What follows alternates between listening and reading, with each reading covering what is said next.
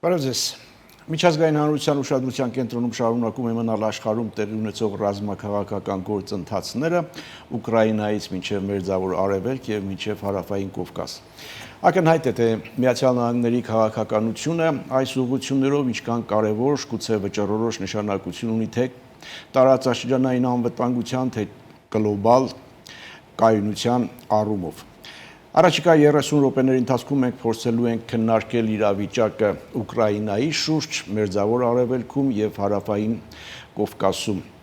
Սա ազատ զրույցն է Free News-ի եթերում, ես հիմա զրուցելու եմ Եվրատլանտյան ինտեգրացիոն պլատֆորմի նախագահ Կարեն Սարգսյանի հետ։ Բարև ձեզ։ Բարև ձեզ։ Սկսենք Ուկրաինայից, ավելի ճիշտ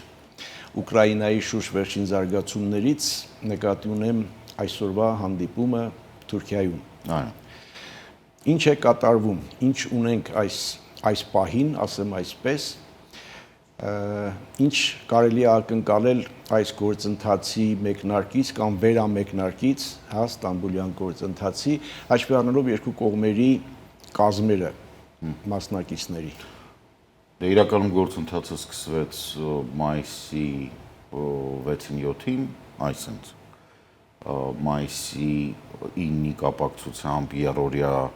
հրադադարը, որ միակողմանի հայտարարեց Ռուսաստանը, իսկ Ուկրաինան եւ եվրոպական գործընկերները Ուկրաինայի, այսինքն դաշնակիցների հետ կամեցողների դաշինք կոչվածը, ովքեր որ եկել էին Կիև, առաջարկում էին առանց նախապայմանների 30 օր։ Խնդիրը կայանում էր նրանում, որ Ռուսաստանը ակնհայտորեն այդ մայիսի 9-ի ճակերտավոր տոնակատարությունների անվտանգությունները ապահովում եւ իր ուղղակի միակ ցանկությունն էր, որպեսզի ուկրաինական դրոնները, որոնք խնդիր չունեն մինչեւ Մոսկվա հասնելու, չկասեցնեն Չինաստանի կենտրոնական կոմիտեի, կոմունիստական կուսակցության կենտրոնական կոմիտեի եւ մեծ հաշվով Չինաստանի ղեկավարի Սի Ցզինպինի այց սա էր հիմնական պատճառը, որտեղ ակնհայտ է Պուտինը մեծ հաճույքով ժերտվա կտար թե Վուչիչին, թե Փաշինյանին, թե բոլոր մնացածին, որտեղ իրան մնացածը չէր հետաքրքրում։ Իրան պետք է որ Չինաստանը գա, որպեսզի ինքը ցույց տա, որ Ռուսաստանը այլևս շրջափակման մեջ չկա դիվանագիտական առումով։ Ակնհայտ է, որ Ամերիկայի Միացյալ Նահանգների արձագանքը, որ մենք բոլորս պարտավոր ենք եւ Ուկրաինային դիմաց Տրամպի այդ թվիտը, որ հենց հիմա պետք է համաձայնվես 30 օրվա, հենց այդ ժամանակ գիշերը Պուտինը դուրս եկավ եթեր, ինչի գիշերը, ինչ ժամային գոտի հարմար։ Հա, որպեսզի հարմար լինի Տրամպին, ում համար որ այդ ելույթն էր, որ Տրամպը միանգամից լսի, ոչ թե թարգման, ոչ մինիմալ բան։ Պապական խոսք կա ոչ մեր լեզվով, մեյմունություն։ Արեց այդ մեյմունությունը, Տրամպը ասաց լավ ընդունեցի։ Ուկրաինան պետք է համաձայնվի։ Ամենակարևոր գործողությունը, որը Զելենսկին արեց, ակնհայտ էր բոլորի համար, այդ թվում եվրոպական այդ կոալիցիայի համար, որ Պուտինը խաղաղություն չի ուզում, Պուտինը ուզում է երկարաձգի։ Հիմնական պատճառը որն է։ Պուտինը ուզում է բավականին երկար մնա այս գործընթացում, որտեղ որ Ամերիկայի Միացյալ Նահանգները ներգրաված են, որպեսզի ինքը ապացուցի, որ ինքը շրջափակման մեջ չի դիվանագիտական, Պուտինի հիմնական նպատակը անձնական հանդիպումը Տրամպի հետ, որտեղ նախորդ անգամ, երբ ինքը անձնական հանդիպում իրականացրեց Տրամպի հետ, ինքը նախ վարկանիշը վերականգնեց միջազգային, հետո կարողացավ Տրամպին համոզել, որ, չգիտեմ, ինչ որ Այդ դեպքում ինչու ստացվեց այս իրավիճակը, երբ որ Տրամպը չբացառեց իր մեկնելը Ստամբուլ, իդեպ էլի չի բացառում, ասում է հնարավոր է, եթե ինչ-որ արդեն հնարավոր չի։ Ուրբաթ, հա, արդեն հնարավոր չի, քանի որ Պուտինը արդեն հայտարարեց, որ այդպեսի պլաններ չունի։ Բացատրեմ, հենց այդ է ասում։ Ուրեմն տեսեք, երբ Տրամպը ասաց Ուկրաինան պետք է համաձայնվի հենց հիմա, խոսքը վերաբերում նրան, Ուկրաինան պետք է ուղարկեր պատվիրակություն։ Զելենսկին գնաց, ոնց որ խաղադրույքները բարձրացրեց։ Ինքը ասաց ես եմ գնում։ Ու գնաց։ Հա, ես եմ գնում ու սպասում եմ Պուտինին։ Ստեղ հարցը ո՞րն է։ Պուտինը հայտարարեց, թե ես գնում եմ, սպասում եմ Պուտինին, իսկ եթե Պուտինը չգա, դա կնշանակի, որ նա առանձնապես հետաքրքրված չէ խաղաղության հարցում։ Դա ուրիշ բան կնշանակի, դա այլ մեկնաբանություններ կան, իհարկե, որ Զելենսկին ոչ թե այդ հայտարարությունը, որ Պուտինը առանձնապես չի ուզում, այլ Զելենսկին ապացուցեց, որ Պուտինը ընդհանուր առմամբ Տրամպին օգտագործում է որպես ոչ թե որպես գործոն, այլ որպես գործիք։ Այսինքն ինչքան ժամանակ այն հայտնի հանդիպումից հետո արևմտյան կոալիցիան մեծ փորձում է ամերիկյան ադմինիստրացիային բացատրել, որ պատկերացումները, մասնավորապես պարոն Ուիտկոֆի պատկերացումները Ռուսաստանի մասին, դա անշարժ գույքի գործակալի պատկերացումներն են ռեգբի չեմպիոնատի մասին, ընդ որում ամերիկյան անշարժ գույքի գործակալի, որը չի հասկանում, որ ռեգբին եւ ամերիկյան ֆուտբոլը նման են ընդհանրապես վազոցով։ Իսկ եթե ավելի կոնկրետ, եթե Զելենսկին հայտարարում է, թե ես գնում եմ եւ եթե Պուտինը չկա, ուրեմն դա կնշանակի, որ իր համար առանձնապես հետաքրքիր չէ խաղաղության հարցը։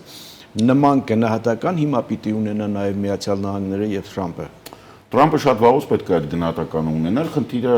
մի փոքր եկեք այլ տեսանկյունից նայենք, որտեվ Զելենսկու հայտարարությունը, որ ես գնում եմ, որպեսզի ապացուցեմ, որ Պուտինը խաղաղություն չի ուզում, հիմնված է մեծ հաշվով այն փաստի վրա, որ Թրամփը հայտարարել էր, որ եթե ես հասկանամ, որ Պուտինը ինձ խաբում է,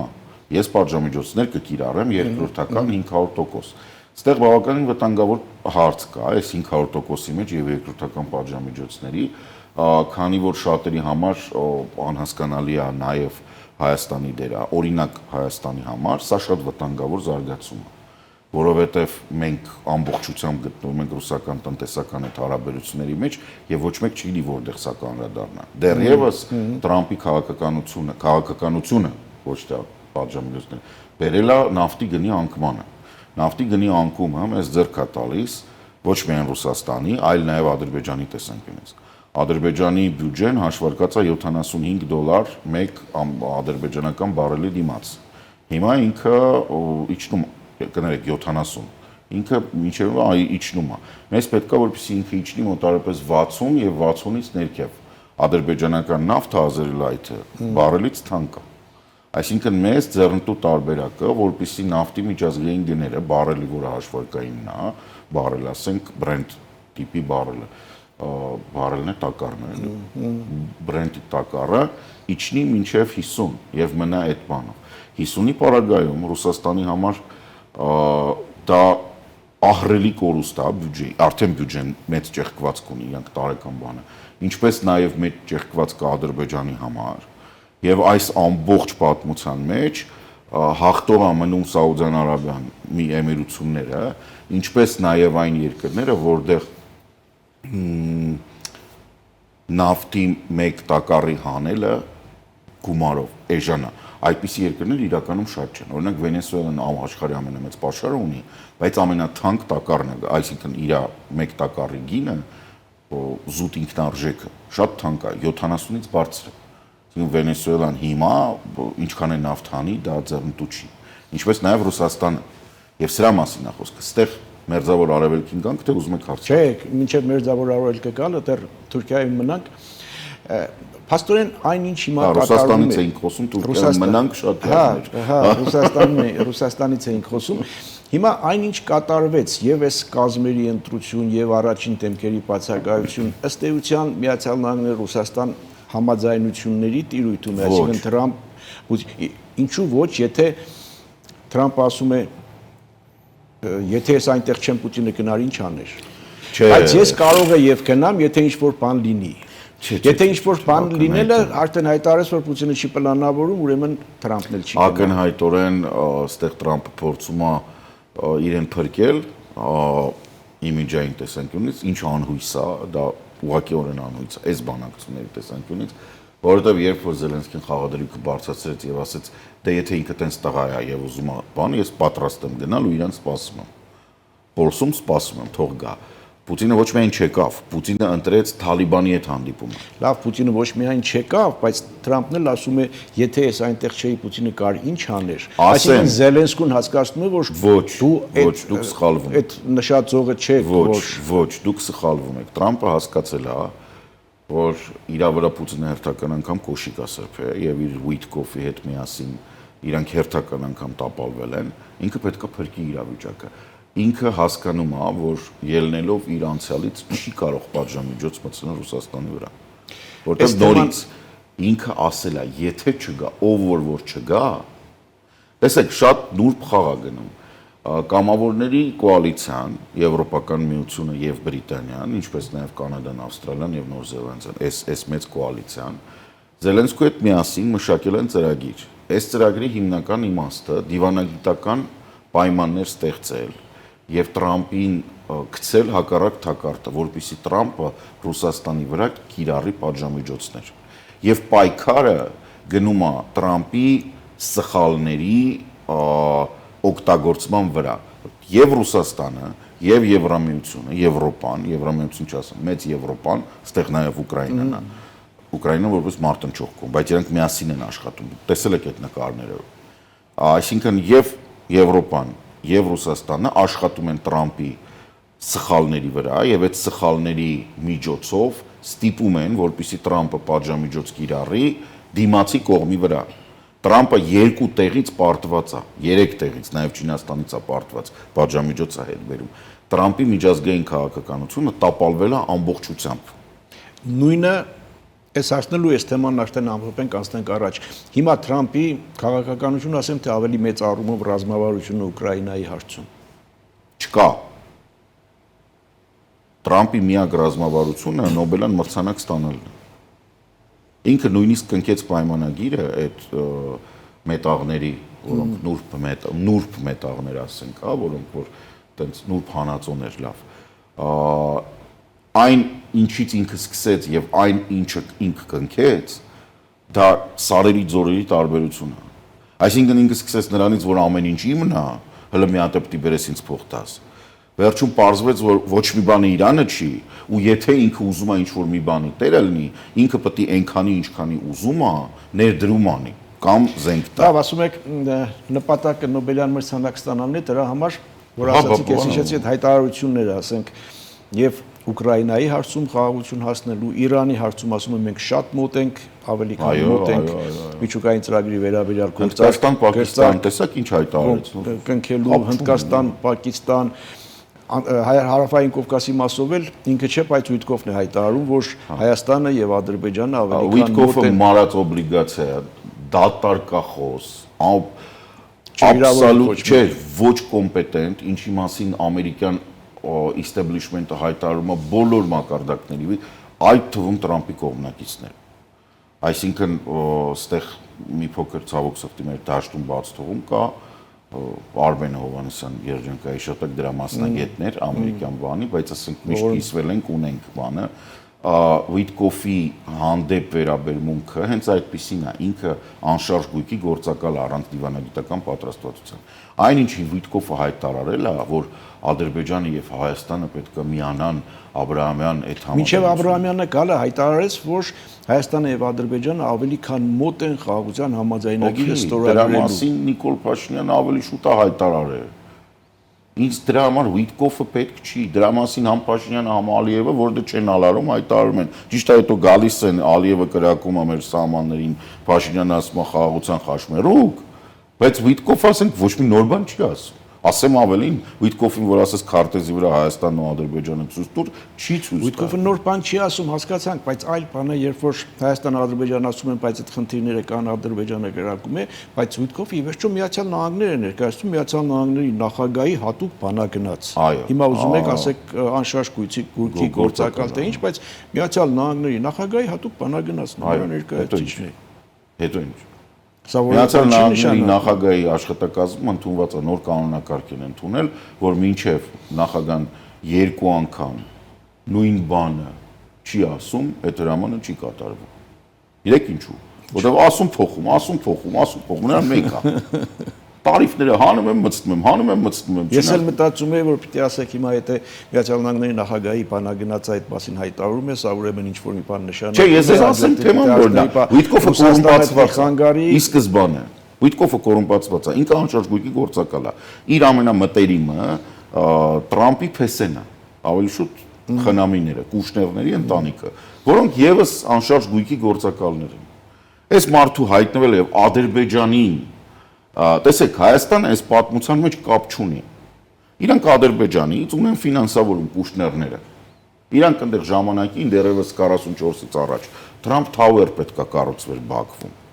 Այսինքն իրանք վաղուց էին կապնվել Տրամպի ընտանիքի հետ, ինչպես նաև փորձում պետք է կառուցվել։ Երկուսն էլ չեղարկվեց այս կամ այն պատճառներով։ Հարցը դրանում չի։ Ադրբեջանի առաջ տանելը եւ Ադրբեջանին մտցնել ամերիկյան Տրամպի ադմինիստրացիայի օրակարգ, դա անում է Քուշների մտերիմ մի Ռավին, որը Դուբայում է նստած, փողերի վրա է նստած, ինքը տենց ժամանակ առ ժամանակ այդ հրեական կրոնական առաջնորդները ճակերտավոր, որ հայտարարություններ են ընդունում, որ Ադրբեջանն է ամենատոլերանտ երկիրն է կրոնների նկատմամբ բան։ Այդ նույն թեման է, Կուշներն է։ Ուիտկոֆը գնացել է Բաքու, այդ է ստացել։ Հիմա ես ինչ խղճով հարցնեմ Ուիտկոֆի մեկ այլ հայտարարության մասին, արդեն Աբրահամյանի մասին։ Փոքր դատարից հետո շարունակենք, կվերադառնանք վարքյաններ անց։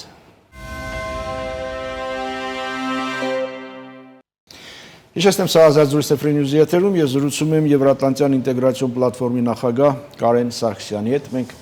Ուիտկոֆի մի հայտարարությանն անդրադարձանք կապված Հայաստան-Ադրբեջան գործընթացի հետ, որ հայտարարել էր, թե Հայաստան եւ Ադրբեջանն ավելի քան մոտ են խաղաղության համաձայնագիրը ստորագրելու։ Եվս մեկ հայտարարություն Աբրահամյան համաձայնագրի մասնակիցների շրջանակը ընդլայնելու մասին, այդ թվում Ադրբեջան-Հայաստան այս իրավիճակում բացարձակ հիմարությունը, այսինքն ինչու, բացատրեմ։ Աբրահամյան պայմանագրերը, Աբրահամյան համաձայնությունները, այդ մի դիվանագիտական գործարք էր, որը ուղղված էր Իսրայելի եւ արաբական երկրների հարաբերությունների բարելավման։ Արաբական երկրները չէին ճանաչում Իսրայելի անկախությունը եւ ամբողջ սպեկտրը, որ վերցնենք, ուղղակի չէին ճանաչումից մինչեւ Իսրայելը պետքա գոյություն չունենար։ Հիմա որպեսզի այս կոնֆլիկտի թեժ մասը հանի մի փոքր Ամերիկայի Միացյալ Նահանգների քաղաքականությունը հետևյալն էր Տրամպի ադմինիստրացիայի մենք պետք է անենք նախորդ իր կադենցիայի ժամանակ նախորդ նախագահության ժամանակ Տրամպը ամեն ինչ արեց որպեսզի Իսրայելի հանդեպ ձևավորվի ատելության ահռելի մեծ ալիք մասնավորապես դա Գոլանների ճանաչումներ որպես Իսրայելի մաս Սիրիայից վերցրած եւ Ամերիկայի Միացյալ Նահանգների դեսպանատունը տեղափոխել Երուսաղեմ ընդ որում Թել Ավիվում այդ դեսպանատան տարածքը վաճառելով, այսինքն հետ վերադարձի հնարավորությունը փակելով։ Մի փոքր հիշեցնեմ, որ միակ երկիրը, որը Երուսաղեմում կարա ունենա դեսպանատուն, դա Հայաստանն է։ Ելնելով մեր հայկական թաղամասի արկայությունից։ Ոչ մի ուրիշ երկիր Երուսաղեմում չի կարող լինի մենակ Իսրայելի։ Կարան գան համ Իսրայել, համ Պաղեստին, բայց միայն Հայաստանը կարա միանշանակ ասի ես ուրիշ ոչ միտեղ Սուրբ հողում ստեղ եմ, Պաղեստինում մեծ հաշվով ստեղ եմ ճանաչում։ Լավ, թողենք ես։ Հիմա Տրամպը ինչ է անում, հասկանալով, որ նախորդ անգամ ինքը բան արեց։ Ընդ որում պետք է հիշեցնեմ, որ Տրամպը հանեց իր անվտանգության այդ խորհրդականին Սալիվանի փոխարժեքին, արդեն անունն էլ եմ մոռացել ով էր, որը մի քանի անգամ հայտարարություններ էր արել այնպիսի, որոնք առաջացնում էին ԱՄՆ արաբական աշխարհ կոնֆլիկտ, այսինքն բացառապես պրո-Նետանյահույական, հենց Նետանյահույական հայտարարություններ են անում։ Հիմա Տրամպը մի փոքր փոխվել։ Աբրահամյան պայմանագրերը համաձայնությունը ինչի մասն է, որ Իսրայելը, Սաուդյան Արաբիան, Քաթարը, իրանք էս կնքում են։ Հիմա տեսեք, չի եղել դիվանագիտական հարաբերություններ եւ այս Աբրահամյանները օժանդակում են, որ լինի։ Ինչ է անում Տրամպը, որպեսզի դա լինի։ Տրամպը հիմա մերձավոր արևելքում է եւ Սաուդյան Արաբիայից ստացել է, Քաթարից ստացել է կաշառք, նյաշարք 400 միլիոնանոց ինքնաթիռ։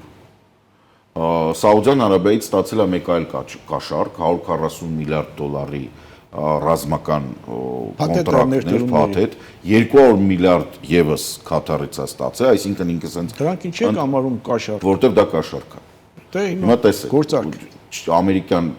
մամուլը 400 միլիոնանոց ինքնաթիռը անվանում է կաշառք։ Բայց դա ինքը փոխանցումը չի պահում։ Անվանում է կաշառք, որտեվ այդ գնալու է Թրամպի գրադարանի հիմնադրամին, որից հետո պետք է դառնա բորդ համար 1, իսկ հետո պետք է տեղափոխվի Տրամպի ընտանիքին։ Դա կաշառք է, կներեք։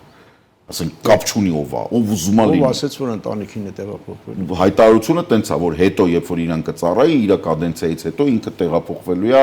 այդ հիմնադրամին։ Թողենք։ Կաշառք։ Հիմա Սաուդյան Արաբիան 140 միլիարդ ուզում փաթեթ են ստորագրում այդքան միլիարդի Միացյալ Նահանգների ռազմարտունաբերություն զարգացնում ասում եք կաշառքի ու իրեն թե Միացյալ Նահանգների Միացյալ Նահանգների Պարզա Տրամպին, որովհետև փաթեթի բանը ստորագրում են, որպեսզի ինքը կարողանա այնտեղ ներքին քաղաքական ասի տեսեք ես բերել եմ։ Ակնհայտ է, որ 140 միլիարդի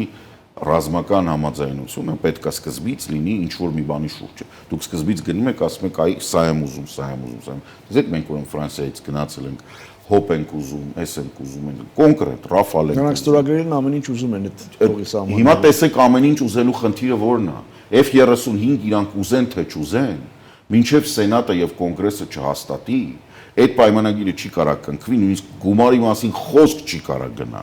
որովհետեւ այդ խնդիրները լուծվում են այնտեղ։ Հիմա տեսեք, Հայաստանին եւ Ադրբեջանին մտցնելը Վիտկոֆի այդ պատմությունը ինձ հուշում է նրա մասին, որ Վիտկոֆը լինելով Բաքվում, Մոսկվայից թռել էր մի անգամ Բաքու էր իջել, հաստատ Կուշների խնդրանքով, որ ինչ որ պայմանավորվածությունների է եկել իրագրպանի յորա, եւ հաշվի առնելով, որ Ադրբեջանին մտցնել այդ Աբրահամյանի մեջ այդ Կուշների ընկեր Ռավինն էր առաջարկում, ես ենթադրում եմ, որ Հայաստանը մտցրել են այնքանով, որքանով, որովհետև մենք Իսրայելի հետ ունենք դիվանագիտական հարաբերություններ, մենք ունենք այնտեղ նշանակված դեսպան, մենք պաշտոնապես երբևիցե խնդիր չենք ունեցել։ Միացյալ Նահանգների հետ էլ ռազմական գործընկերություն, այսինքն մենք որևիցե պրոբլեմ, որը կարա լուծի Աբրահամյան համաձայնագիրը, չունենք, ասեմ ավելին,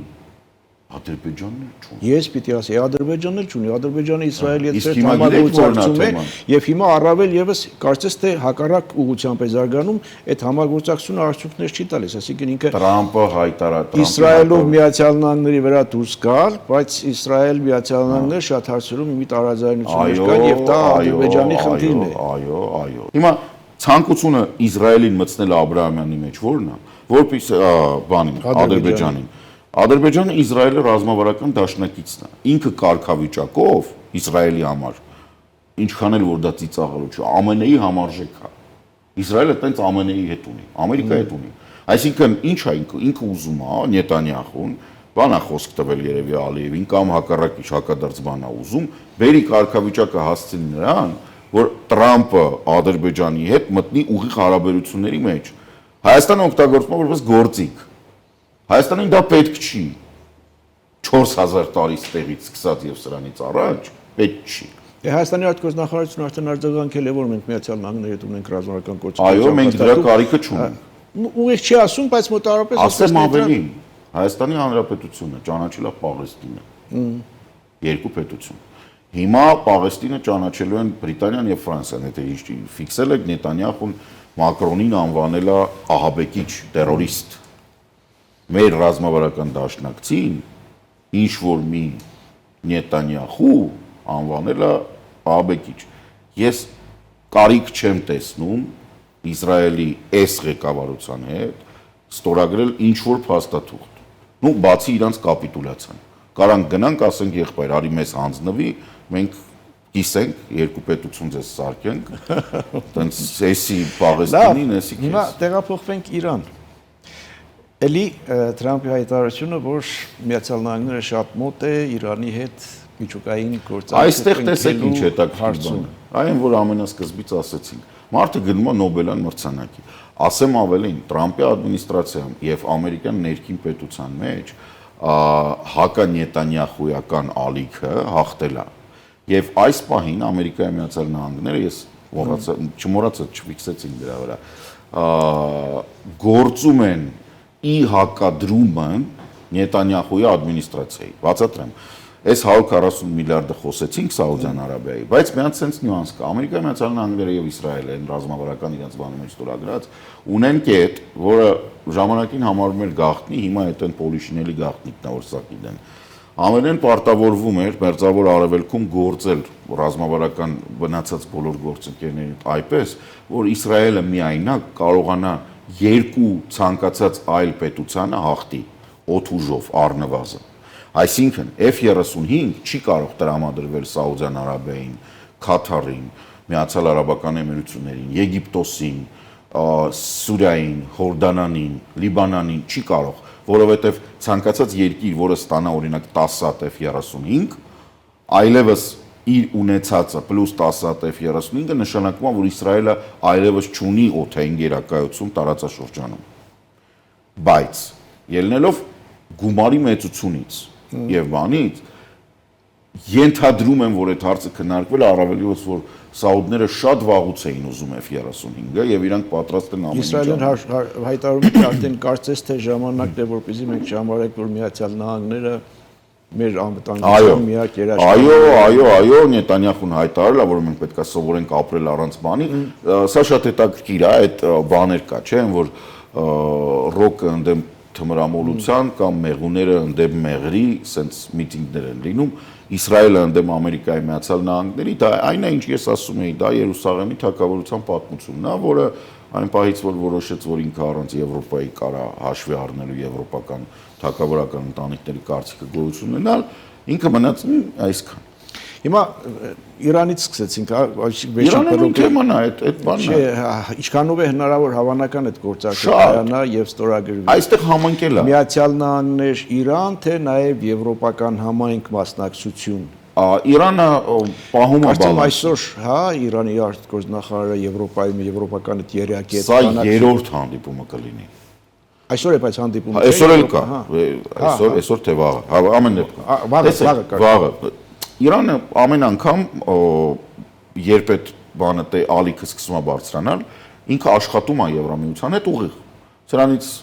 մոտ 2 ամիս առաջ Շվեյցարիայում տեղի ունեցավ Եվրամիության, Գերմանիայի, Ֆրանսիայի, Մեծ Բրիտանիայի եւ Իրանի հանդիպում։ Իրանի ներկայացուցիչների հանդիպում։ Այդ միջուկային։ Հետո երկրորդը, հիմա երրորդ նորմալ է։ Տեսեք խնդիրը որն է, Եվրամիության հետ Իրանի հարաբերությունները ուղղայաց են եւ վաղուց են եւ մեծ հաշվով, եթե հիշում եք, Տրամպը երբ եկավ իշխանության ինքը չեղարկեց այդ գործարքը, բայց այդ գործարքը կնքվել էր եւ Եվրոպական միության երկրները Եվրոպան մեծ հաշվով այդ ինգյակը։ Իրանք այն ժամանակ դեռ Տրամպին ասում էին մենք հիմք չենք տեսնում նրա ինչ որ դու անում ես։